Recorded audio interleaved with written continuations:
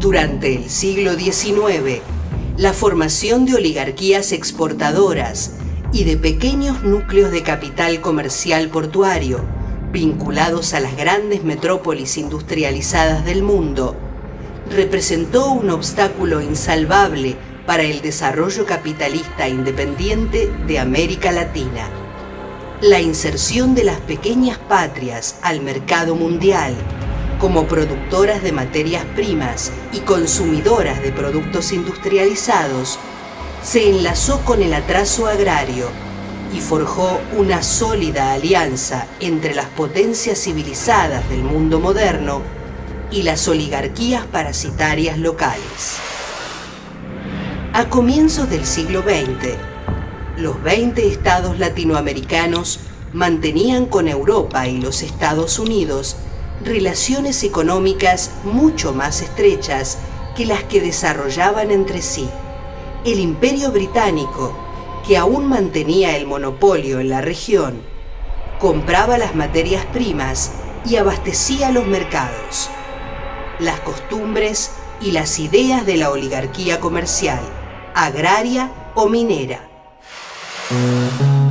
Las decisiones de esas oligarquías habían logrado dividir a la patria grande, estableciendo el egoísmo lucrativo como fronteras entre sus integrantes en pos de los intereses de élites que absorbían todas las riquezas y no se privaban de entregar al extranjero el patrimonio que pertenecía a todo el pueblo, pero que consideraban propio. A fines del siglo XIX, Estados Unidos había comenzado a disputar a los británicos el control de la región y, como había expresado alguno de sus representantes, la bandera estrellada flotará sobre toda la América Latina hasta la Tierra del Fuego, único límite que reconoce la ambición de nuestra raza. La intervención estadounidense en la Guerra Hispano-Cubana en 1898 había dejado como saldo la intervención y ocupación norteamericana del territorio y la consolidación del Estado-Nación cubano mediante la Constitución de 1902, que contenía las imposiciones de Estados Unidos en la llamada Enmienda Platt. Esta autorizaba al gobierno estadounidense a intervenir en los asuntos internos de la joven república y cedía porciones de suelo cubano para la ubicación de estaciones navales o carboneras norteamericanas en la región de Guantánamo, la que sigue actualmente bajo su dominio. Contra la Enmienda Platt se alzaron en la Asamblea Constituyente las voces de los patriotas Salvador Cisneros Betancur, Juan Gualberto Gómez y también la de escritores como Julio César Gandarilla, que sostenía: digamos que el americano no ayudó a Cuba, puesto que no le permite la soberanía y la dignidad, que solo tuvo y tiene el canino deseo de comerse a los pueblos más pequeños y hacerse temer en todo el mundo.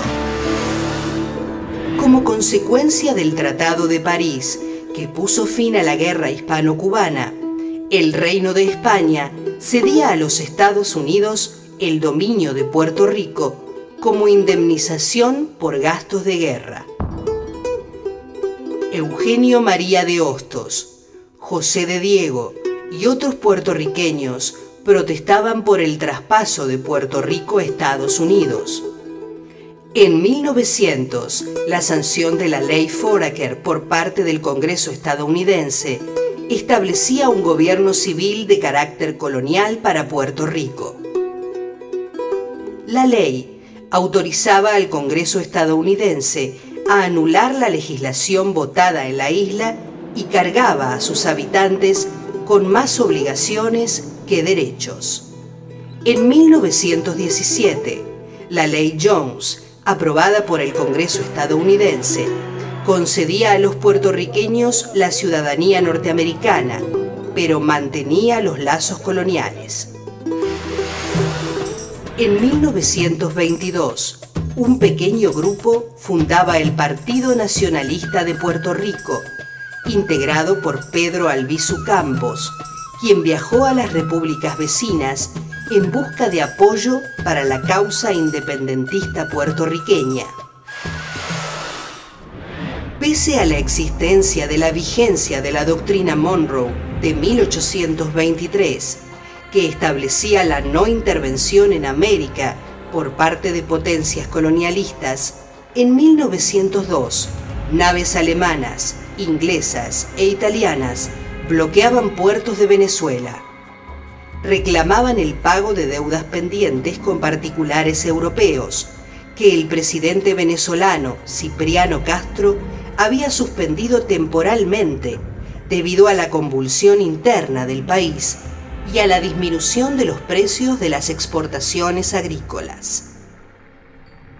El canciller argentino Luis María Drago invocó la doctrina Monroe e instigó a los Estados Unidos para que hiciera reconocer la prohibición de recurrir a la fuerza para conseguir el pago de las deudas contractuales de los estados como un principio de derecho internacional y por considerar un ataque injusto que, a su criterio, debía ser rechazado en base de los principios de la doctrina Monroe.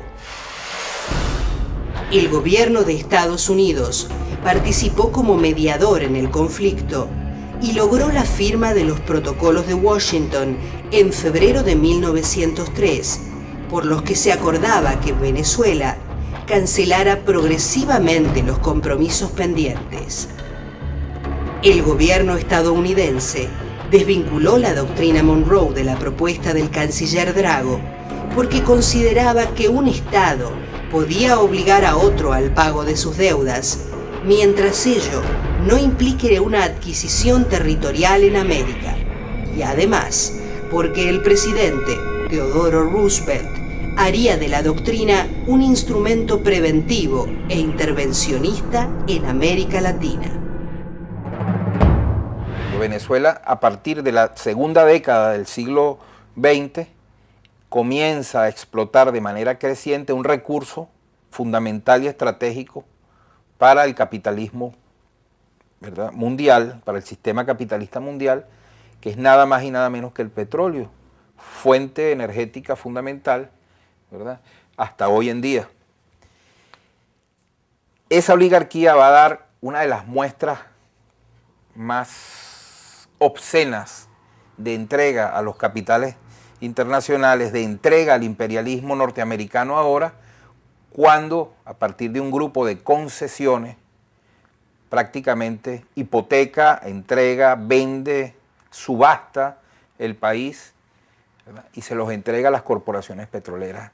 Eso ocurre fundamentalmente durante la más larga y atroz dictadura que tuvo Venezuela entre 1908 y 1935, en la que lo gobierna un solo hombre durante 29 años, que fue el general o el dictador Juan Vicente Gómez, que es la figura que la oligarquía consigue, la oligarquía venezolana, para mantener el orden interno a partir de un sistema represivo brutal en un sistema de alianza con los intereses de las transnacionales petroleras.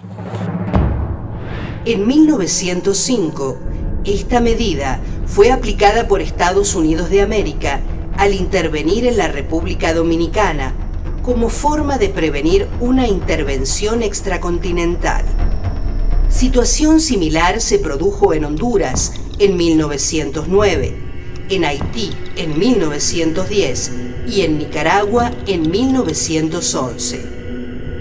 El imperialismo estadounidense comenzaba a erigirse ante una Europa que dejaba de ser el centro del mundo y una América Latina convulsionada por sus conflictos internos. A comienzos del siglo XX, representantes de los gobiernos colombiano y norteamericano firmaban un acuerdo por el cual el primero cedía a los estadounidenses el derecho de construir y explotar el Canal de Panamá por 100 años. Panamá era, por entonces, una provincia de Colombia. El Congreso colombiano rechazaba el acuerdo, ante lo cual los operadores estadounidenses brindaban apoyo al movimiento separatista de Panamá. La independencia se produciría el 3 de noviembre de 1903. El 13 de noviembre, Estados Unidos reconocía formalmente a la República de Panamá y el 18 de noviembre de ese mismo año, el secretario de Estado norteamericano, John Hay, firmaba con Philippe Bunau Varilla, embajador del nuevo gobierno, un tratado para la construcción del Canal de Panamá, su manejo a perpetuidad y el control de una franja de tierra de 16 kilómetros a uno y otro lado del canal. Además, los Estados Unidos se reservaban el derecho de injerencia en los asuntos internos de Panamá.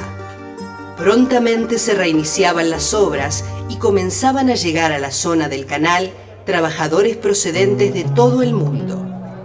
Sus condiciones de vida eran deplorables. Habitaban barracas y muchos de ellos terminaban levantando chozas en la selva o en los pueblos situados en las riberas del canal. Los norteamericanos organizaban en la zona del canal una sociedad basada en la discriminación y la segregación raciales. En consecuencia, los servicios e instalaciones de los blancos estadounidenses estaban vedados a los negros, pese a las muertes, enfermedades e injusticias.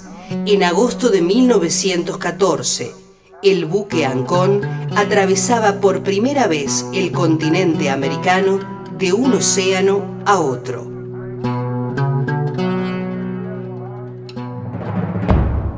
Los Estados Unidos tienen la característica, ya desde mediados del siglo XIX, de su expansionismo. Su expansionismo los lleva a robarle las 2/3 partes del territorio a México. Y también quieren conectar los dos océanos para favorecer sus economías, ¿no es cierto? El Pacífico y el Atlántico. Ahí hay varias posibilidades, una es Nicaragua y otra es Panamá. En el caso de Panamá era una provincia de Colombia, entonces ellos quieren llegar a un acuerdo con Colombia para aprovechar el istmo de Panamá para facilitar el canal que permite unir los dos océanos, porque si no tenían que ir los barcos hasta Magallanes, para pasar por el estrecho de Magallanes, ¿no? Como los colombianos se oponen a eso, ellos dan un golpe, es un golpe de Estado, organizado por ellos, e inmediatamente les reconocen la independencia de Panamá. La independencia de Panamá significa que ese país independiente, que es Panamá, porque Colombia no puede hacer nada para impedirlo, pacta con Estados Unidos la realización del canal. Es decir, ahí es un paso más hacia la disgregación. Después de la invasión de Estados Unidos a Cuba y Puerto Rico, surgió una nueva generación de americanistas, conformada por el nicaragüense Rubén Darío, el uruguayo Enrique Rodó, el colombiano Vargas Vila, los mexicanos Amado Nervo y José Vasconcelos, los argentinos José Ingenieros y Manuel Ugarte, entre otros. Criticaban al imperialismo yanqui, la doctrina Monroe y las concepciones localistas. Buscaban la unidad y la reconstrucción social, cultural y política de la nación latinoamericana. A través de sus libros y sus viajes, generaban una gran campaña por la unidad continental. Manuel Ugarte decía: a las oligarquías ensimismadas, a los dictadores jactanciosos, sucederán los gobiernos populares que traducirán el ansia de renovación de nuestras repúblicas y harán la patria total.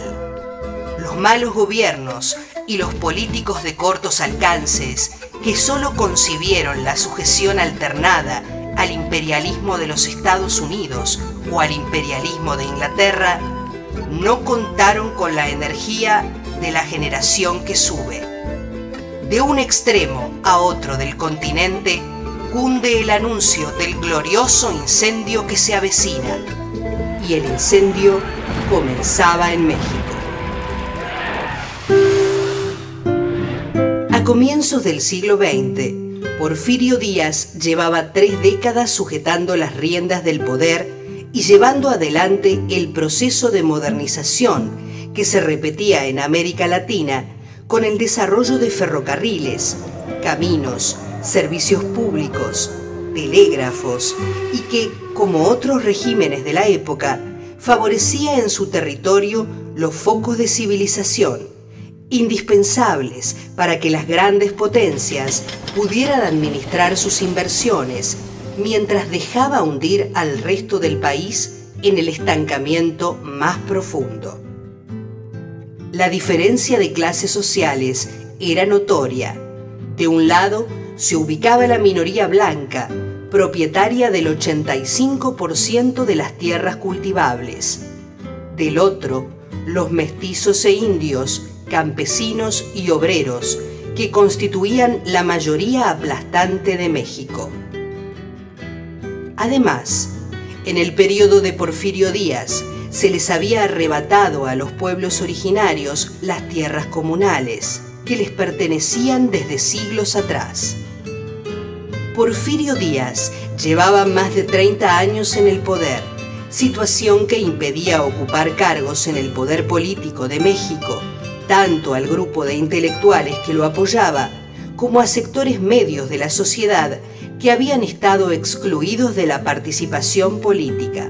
Francisco Madero integraba a esos grupos y en 1909, desafiando a Díaz, fundaba el Partido Nacional Antirreeleccionista para competir contra él en las elecciones de 1910. Rápidamente ganó adeptos y simpatía entre la población, lo cual significaba un peligro para el gobierno, que lo acusó de rebelión y lo encarceló. Madero pudo huir y proclamar el Plan de San Luis de Potosí en octubre de 1910, por el cual desconocía al gobierno del general Díaz, declaraba ley suprema de la nación la no reelección y restituía las tierras confiscadas a los indígenas. Así, se iniciaba la revuelta que obligaría a Porfirio Díaz a exiliarse en París y llevaba a Madero a triunfar en las elecciones de 1911. La presión de los antiguos porfiristas obligaba a Madero a alejarse de los sectores sociales que lo habían apoyado. El problema de la tierra seguía sin resolverse.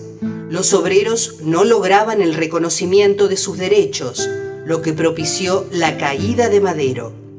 El presidente fue asesinado en 1913 a instancias del grupo liderado por Victoriano Huerta y con el apoyo de los Estados Unidos.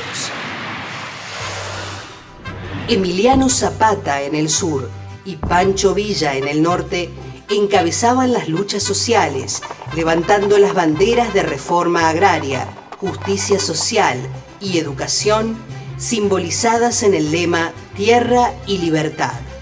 Ambos rompieron con Francisco Madero porque no cumplió con los postulados revolucionarios. Las fuerzas irregulares de Zapata y Villa pusieron en práctica la guerra de guerrillas. Atacaban y asaltaban las haciendas. Con lo recaudado, financiaban sus movimientos y repartían tierras entre los campesinos.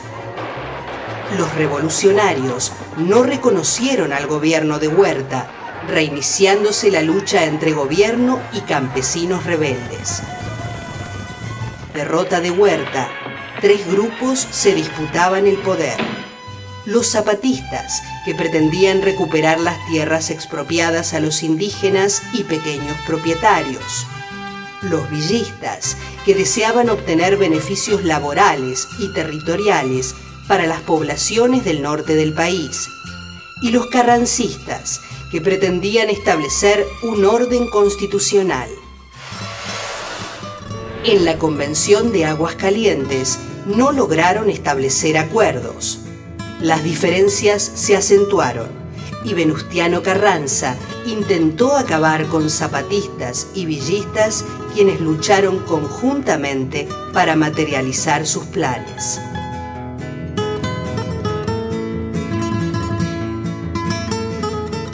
cuando los sectores burgueses nacionalistas, de la mano de Venustiano Carranza, llegaban a la presidencia en 1916, convocaban un Congreso Constituyente para que elaborara la nueva constitución del país y se pusiera fin a los conflictos armados. La constitución sancionada era una constitución liberal social que garantizaba derechos civiles y políticos y también sociales, legislación laboral y reforma agraria. Zapata fue asesinado en 1919 sin ver cumplido su sueño de tierra y libertad. Villa, vencido por las fuerzas de Obregón, se retiró hacia el norte para invadir Columbus en venganza por el apoyo de Estados Unidos a Carranza. Fuerzas norteamericanas invadieron México en represalia, pero no lograron capturar a Villa. Este dejaba la vida militar en 1920 y era asesinado 3 años después. El proceso revolucionario dejaba como saldo la restauración de la dominación de clase burguesa, la no concreción de la aspiración de tierra para los campesinos y la subordinación, por parte del constitucionalismo triunfante, del movimiento obrero al Partido de la Revolución Mexicana y luego al Partido Revolucionario Institucional. En la Argentina irrumpe un gran movimiento nacional y popular, encabezado por Hipólito Yrigoyen, que representaba a las clases medias, artesanas, obreras y rurales. Desde la Unión Cívica Radical, luchaba contra la vieja oligarquía terrateniente y pretendía una democratización del régimen político. La ley Sáenz Peña, que consagraba el voto secreto, universal, masculino y obligatorio, posibilitaba su acceso a la presidencia en 1916. Yrigoyen propiciaba una orientación estatista en el orden económico, sobre todo respecto de la explotación del petróleo y la renta agraria. También impulsaba legislación que reconocía algunos derechos a los trabajadores. Por entonces, la Revolución Rusa desprendió una fuerza electrizante, instaló en el poder a los bolcheviques, que procedieron a satisfacer las exigencias de tierra y pan elevadas por los campesinos, soldados y obreros. Las masas explotadas del mundo entero depositaron sus esperanzas en la Rusia en armas. El tema de la revolución de octubre, la revolución soviética, reúne también la primera respuesta de lo social a la revolución industrial. Los ecos de esa revolución estimularon la rebelión estudiantil de Córdoba en 1918. Esta envolvió a una ciudad y universidad conservadoras. La educación superior comenzó a liberarse de las fuerzas que la ataban al pasado colonial y europeizante y a convertirse en una universidad moderna y libre. A decir de los estudiantes, creemos no equivocarnos, las resonancias del corazón nos lo advierten. Estamos pisando sobre una revolución, estamos viviendo una hora americana. Pronto, los reformistas dejarían la dimensión universitaria para abarcar el plano de la reforma social y política, de claro contenido nacionalista continental, que recibió el apoyo de otras federaciones estudiantiles argentinas y de algunas federaciones obreras. El impacto de los ideales de la Revolución Rusa, la Revolución Mexicana, la reforma universitaria van a convulsionar a toda América Latina. En el caso de Haití, en 1915, el militar Carlomagno Peralta se va a juntar a otro grupo de nacionalistas y va a generar la guerra de guerrillas de los Cacos. En el caso de la República Dominicana, ante la intervención armada yanqui, también en 1915, Ramón Natera va a organizar a los llamados gavilleros. En Nicaragua, el general de Hombres Libres, Augusto César Sandino, continuaba la lucha antiimperialista por la soberanía y la justicia social y también por la unidad de nuestra América. Y en esto también era acompañado por el salvadoreño Farabundo Martí, quien va a iniciar el movimiento de los trabajadores en su país. En Venezuela, en 1928, Raúl León y Rómulo Betancourt, ante la situación de injusticia social y la falta de libertades, organizan la Semana del Estudiante como una forma de resistencia. En Chile, a partir de la represión de los obreros del salitre, los trabajadores van a construir la Federación Obrera y de la mano de Emilio Recabarren va a surgir el Partido Comunista Chileno. En Brasil, un núcleo de jóvenes oficiales se alzaron en armas en octubre de 1922 contra el presidente Arthur Bernardes, que había encarcelado al mariscal Hermes da Fonseca por ordenar al ejército que no reprima con violencia los alzamientos de los pobladores descontentos con el gobierno. Esos jóvenes soñadores, como se definían, expresaban el descontento de todas las clases no privilegiadas de la sociedad brasileña con ansias de justicia social. Las fuerzas revolucionarias fueron rápidamente derrotadas, pero poco después comenzó a prepararse un nuevo movimiento, entre cuyos protagonistas figuraba el capitán Luis Carlos Prestes. En 1924, los rebeldes llegaron a ocupar la ciudad de San Pablo, pero el ejército federal aplastó la nueva revuelta. Los revolucionarios se dispersaron y muchos confluyeron en el Iguazú, donde la columna dirigida por Prestes inició una larga marcha que duraría unos 2 años y recorrería unos 36.000 kilómetros, confrontando con las fuerzas legalistas. En Perú, Víctor Raúl Haya de la Torre agitaba las banderas de la reforma universitaria, impulsaba la creación de universidades populares y recogía la herencia bolivariana en un programa de unidad latinoamericana. En 1924 fundaba el APRA, Alianza Popular Revolucionaria Americana, que buscaba, por un lado, romper con el colonialismo mental impuesto por Europa y, por otro, constituir un frente único de trabajadores intelectuales y manuales para luchar por una confederación indoamericana, por la justicia económica y por la libertad. La participación de los indígenas en la Revolución Mexicana promovió la organización de agrupaciones indigenistas en toda Latinoamérica. En Colombia, Manuel Quintín Lame desarrollaba un importante poder territorial en defensa de los derechos y propiedades de los indígenas. En Ecuador, Perú y Bolivia, el movimiento indígena resurgió como movimiento de protesta contra la injusticia que vivían esos grupos sociales. La reivindicación de lo indígena, el nacionalismo y la necesidad de la unidad aparecían más imbricados que nunca. A lo largo de toda la historia, pero sobre todo a comienzos del siglo XX, las mujeres vamos a tener un lugar relevante en la construcción de nuestras sociedades.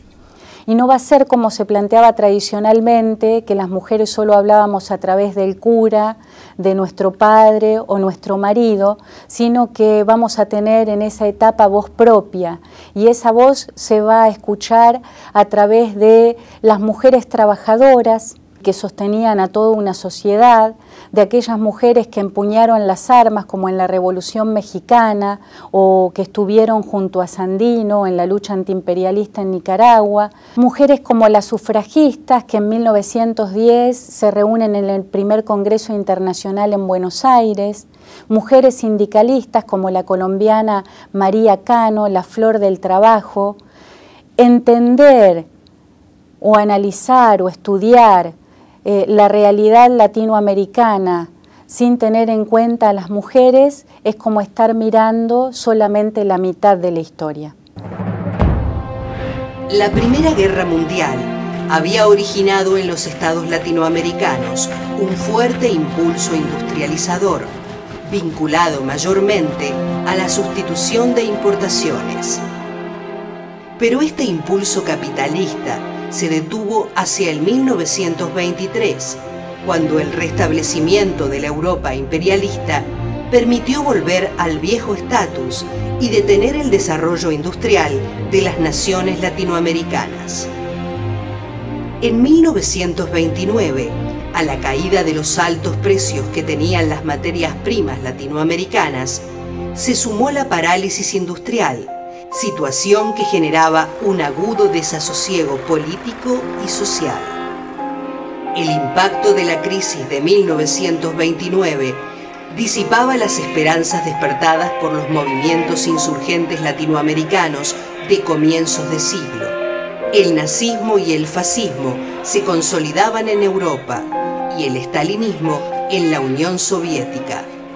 La democracia europea se desvalorizaba como sistema político que pudiera dar respuesta a las graves problemáticas económico-sociales que se planteaban. Esas ideas también fueron copiadas y adoptadas por algunos sectores de América Latina. Aquí no existía una raza aria superior que se creyera con derecho a sojuzgar al resto de la población, como sí ocurrió en Europa. En Latinoamérica, ese lugar lo ocuparían algunos representantes de las Fuerzas Armadas. ¿Qué pasaría entonces? El mayor creado por el escritor Roberto Arlt para Los Siete Locos en 1929 responde: intervendremos nosotros, los militares. Diremos que en vista de la poca capacidad del gobierno para defender las instituciones de la patria, el capital y la familia, nos apoderamos del Estado, proclamando una dictadura transitoria. Todas las dictaduras son transitorias para despertar confianza.